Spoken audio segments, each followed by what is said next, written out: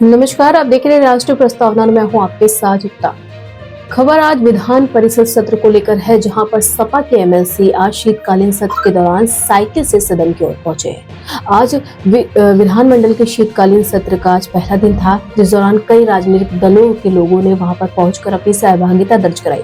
इस दौरान सपा के जो एमएलसी हैं आशुतोष सिन्हा, वो भी सदन में पहुंचे, लेकिन उनका जो अंदाज था सदन में पहुंचने का वो कुछ अलग था।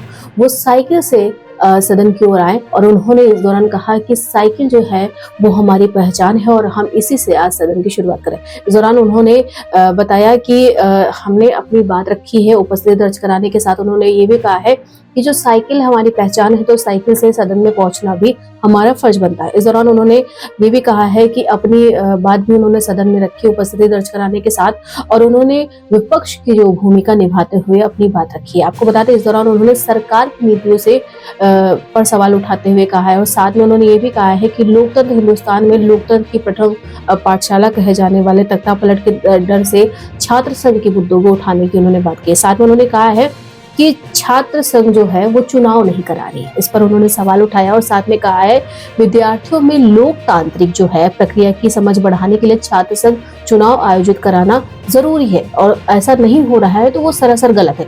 इस दौरान उन्होंने यही कहा है कि जनहित में लोक के जो महत्व है लोकतंत्र के, उसको सुनिश्चित विषय पर सदन को ध्यान खींचते हुए उन्होंने अपनी बात रखी, और साथ में उन्होंने अपनी जो शैली से है विपक्षी दल यानी सत्ता प्रतिपक्ष की बात रखी। राष्ट्र प्रस्तावना के लखनऊ से संजू श्रीवास्तव। मान्यवर, मैं सरकार का ध्यान उत्तर प्रदेश में छात्र संघ चुनाव की बहाली की तरफ आकृष्ट कराना चाहता हूं।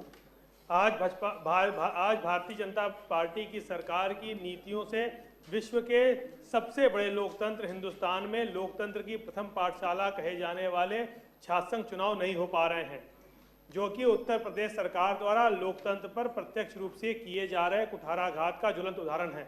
अगर कोई इंजीनियर बनना चाहता है तो कोचिंग है, अगर कोई डॉक्टर बनना चाहता है तो कोचिंग है, लेकिन अगर कोई देश का नेतृत्व करना चाहता है तो उसकी एकमात्र कोचिंग छात्र संघ है। क्योंकि देश में कई बड़े आंदोलनों में छात्र संगठनों का अहम योगदान रहा है। श्री जयप्रकाश नारायण जी के द्वारा चलाए गए जेपी मूवमेंट से देश में सत्ता का तख्ता पलट भी हुआ था। इसलिए भाजपा सरकार भी तख्ता पलट के डर से छात्र संघ चुनाव नहीं करा रही है। क्योंकि विद्यार्थियों में लोकतंत्र की प्रक्रिया की समझ को बढ़ाने के लिए छात्र संघ चुनाव आयोजित किया जाना अति आवश्यक है। अतः जनहित में लोक महत्व के इस सुनिश्चित विषय पर हम सदन का ध्यान आकृष्ट कराते हुए आवश्यक कार्रवाई की मांग करते हैं। सरकार को आवश्यक कार्रवाई है संदर्भित